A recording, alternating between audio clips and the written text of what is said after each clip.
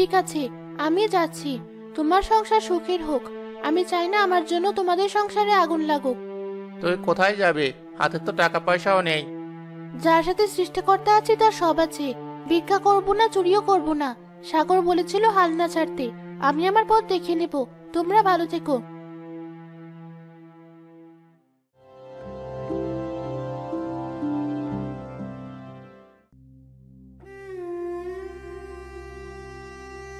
সাগর নেই, ঘর নেই, ভাই নেই।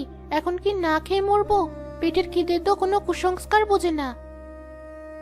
সাগর, তুমি বলেছিলে হাল ছেড়ো না, কিন্তু আমি যে আর পারছি না। তবে আমি মরবো না, আমি বাঁচবো।